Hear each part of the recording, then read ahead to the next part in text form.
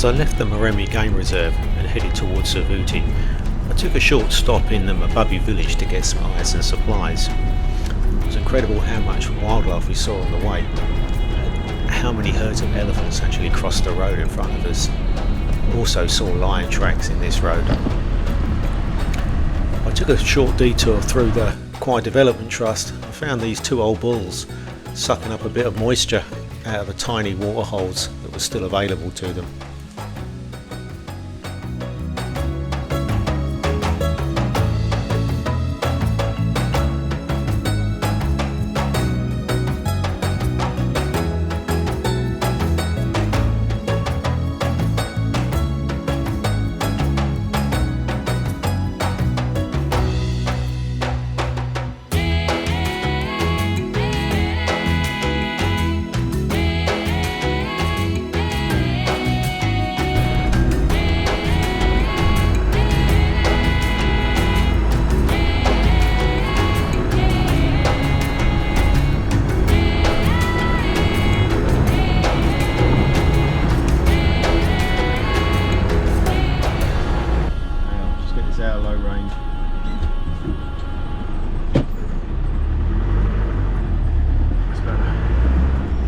I've seen a lot of zebra, a lot of grazing animals, but the sun is, well, it's only just gone 9 o'clock and it is beating hot.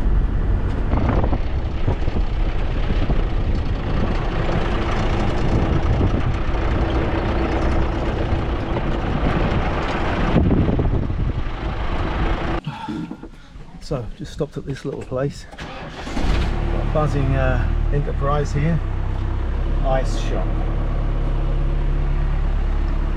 Now this stuff, when you haven't got a freezer in your car, is a lifesaver. A big solid block of ice, which I'll put in that cool box at the back. And I've got some ice cubes for my glass of Amarula later.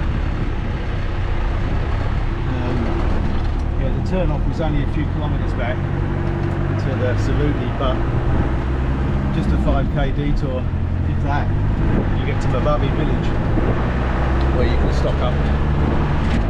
I love little towns like this, or villages like this. A real African village in the middle of the desert.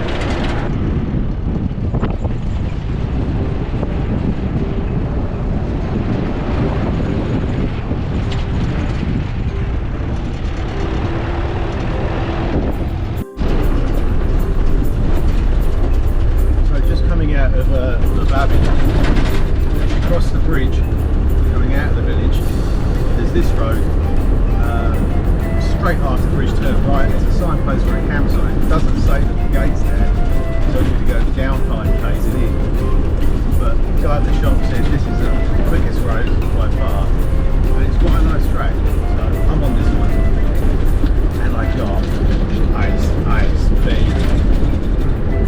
That is so good. Ice, my drink. Simple things in life, eh? Here we are at Mababe Gate, which is the gateway to Chobe National Park and the Savuti.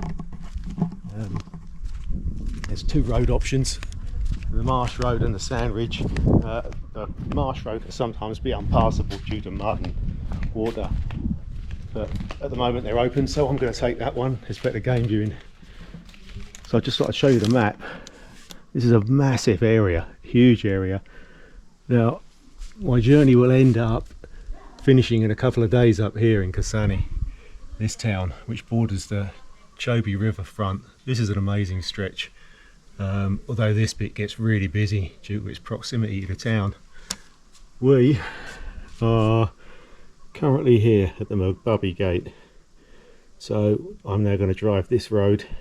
These are the two roads options. We'll take the marsh road into the Savuti marsh, and this is where the camping ground is, and drives around here. I've only got one night here, but I might try and stay another before I then do this journey all the way up to Ngoma Gate. And there's another campsite here which I would like to stay at, right on the river. So massive journey, but I love it. Wouldn't be doing anything else. Right, let's go. On the way to Savuti. So almost only what, 5 minutes, 10 minutes drive inside the gate, you come to this water hole on the right hand side here. Loads of little water birds in there, and then out into the distance you've got zebra, big herd, a few wildebeest, and then I'm not sure if you can see them, but there's probably about 10 elephants, warthog running around out there.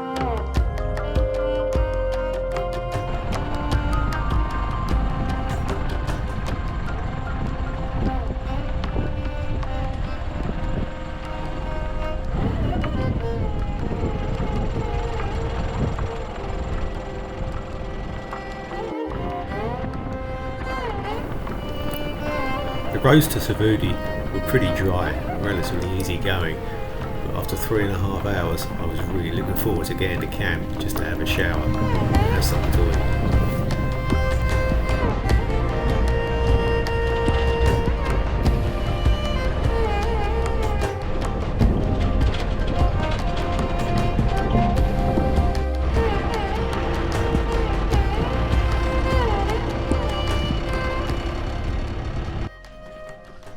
So here we are in Savuti, CV1, campsite 1. Last time I was here, which was I think 2012, there was actually water flowing down the Savuti channel. Now that happens only once every 20 years, so I consider myself extremely lucky to have experienced that. I remember actually standing here and elephants coming down the bank, drinking water while you were sitting here, and the guys were fishing. From the staff were fishing in the river. So it had been 20 years before that, and it was magnificent to see. So green, elephants all on the far bank. So might have to wait another 6 years for it to come back, but I'd definitely like to see that again. They've got a nice evolution bit which is like elephant proof up the back, so I'm just going to drive up there actually and have a shower and freshen up a bit. Get this sticky shirt off and then chill out for a bit and get ready for the drive out the other side. There's a couple of water holes where they pump water to, just to keep some water there for the animals, and there's been a lot of lion sightings in that area, so hopefully we'll see those this afternoon. So this is the impenetrable shower block.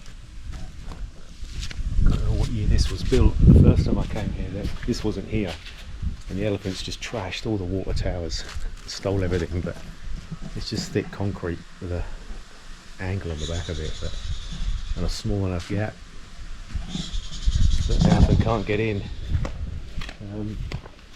It all still looks intact, so I guess it was successful. Because the car is your partner in this, especially on a solo overlanding adventure. Without the car you're stuffed. It's got to be in good condition. So although I do put it through its paces and it does get battered now and then, I do nurse it too. Check your water and oil every day, because without it it's going nowhere, and there's always maintenance to do on the way. So I carry a toolkit with me and a few spare parts.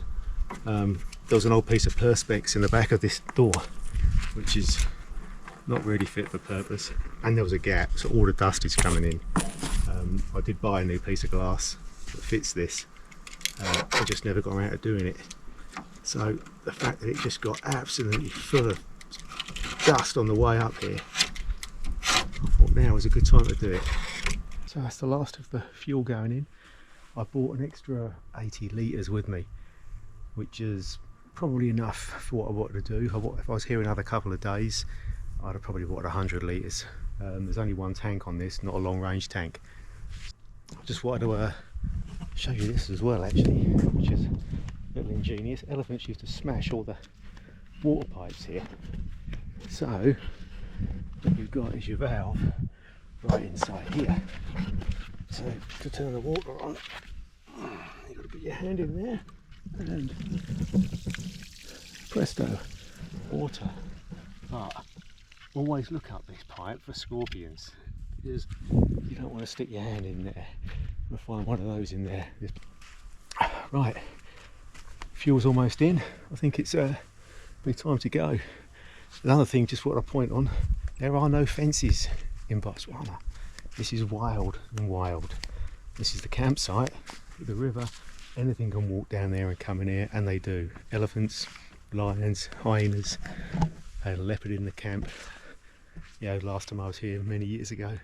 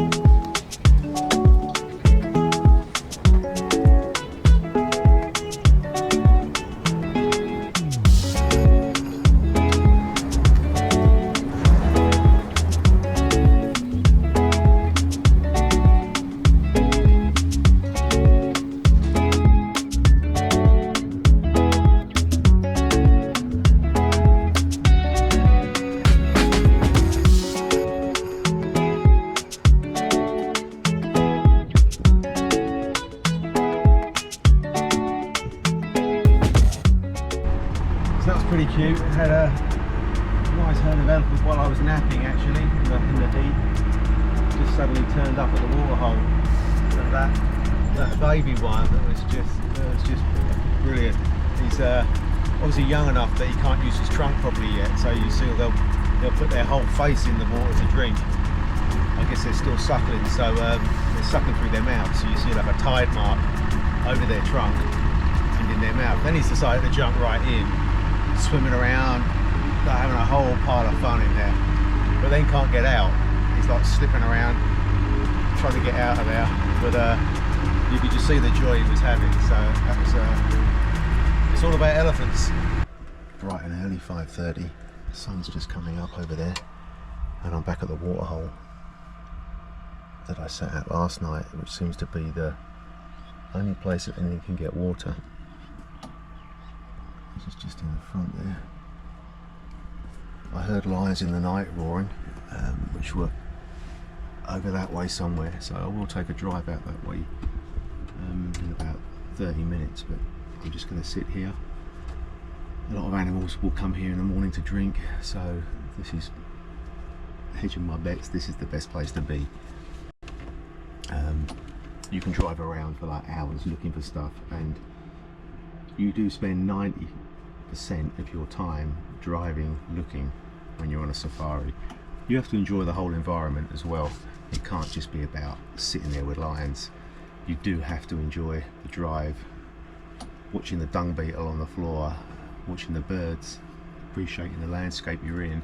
All of that has to be enjoyable, which it is, and anything else you see is a bonus. I drove around a bit before coming across this small cat in the road attempting to hide behind a piece of elephant dung. I later noticed that it was watching something, and there was a jackal to my right hand side that was chewing on the head of an impala.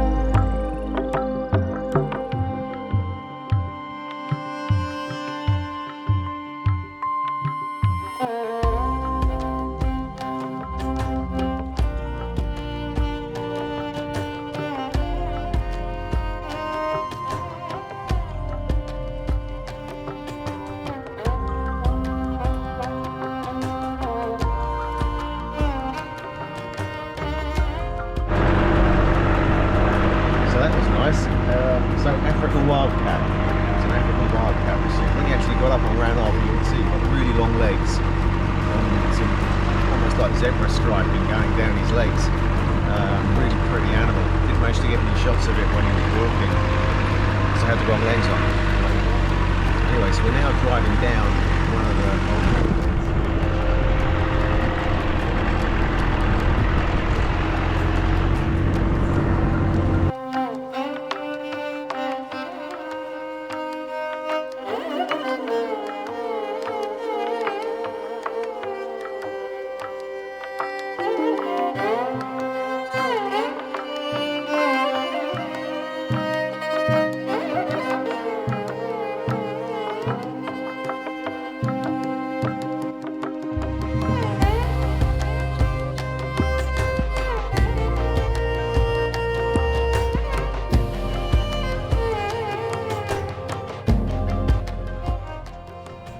So I came back to where I saw the jackals earlier, and noticed that in this green bush at the back there's actually a den. I think they must have 5 or 6 cubs.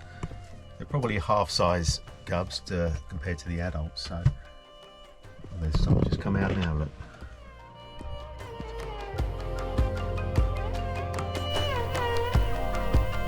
With 5 hungry mouths to feed, I then understood where the rest of the impala had gone, and that the adult had obviously sneaked off with the head to have a meal in peace and quiet. I watched these jackals for the best part of an hour before the sun came up and they headed into the bush, and then I headed back to camp.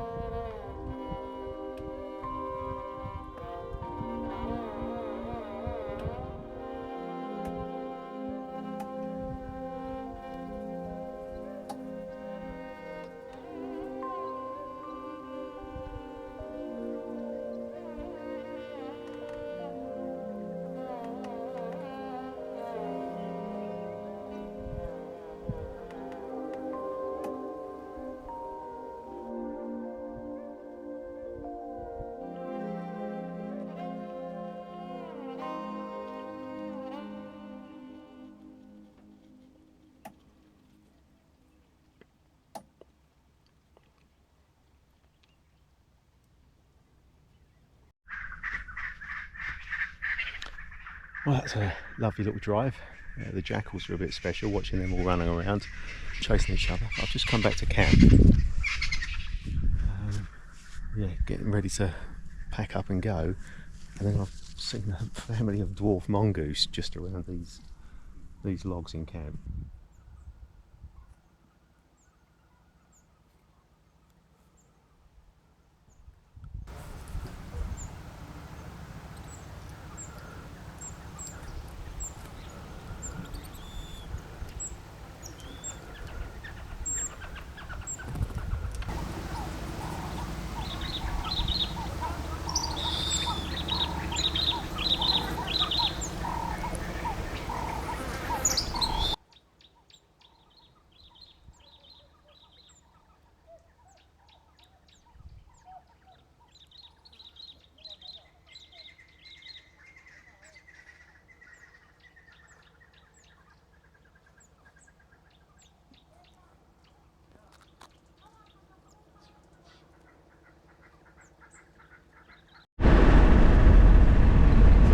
Nice drive. I don't know how many 100 kilometres we've got to drive. I can't remember, and I can't look at the map and work it out. But it's a long way.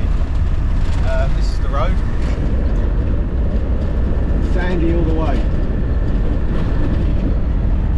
So eventually we'll end up at Chobe Bridge border crossing with Namibia, which will allow me to access the northern part of the Chobe National Park along the riverfront.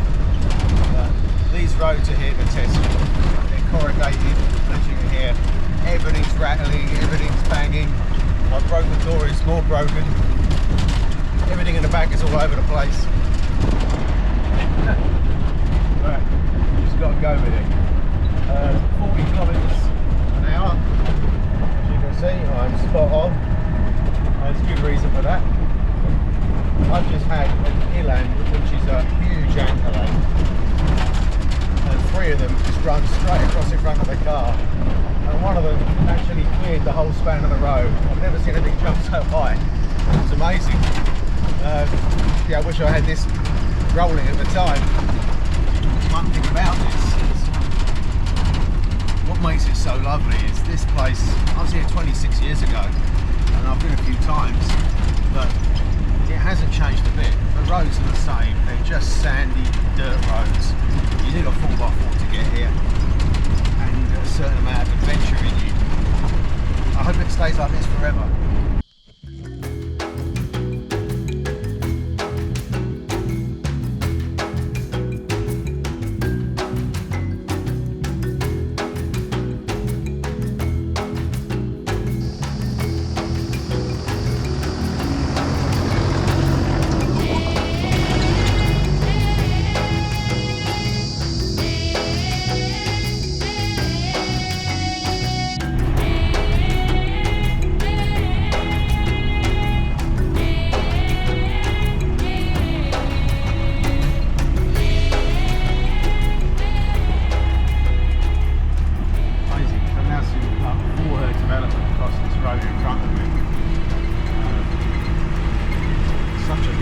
Space for them.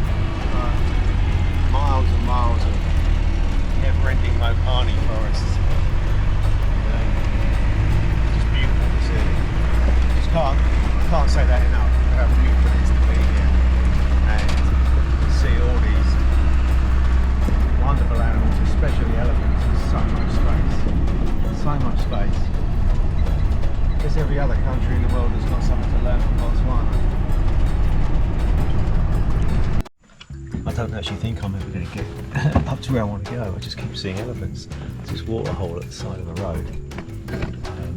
Just going to put that there.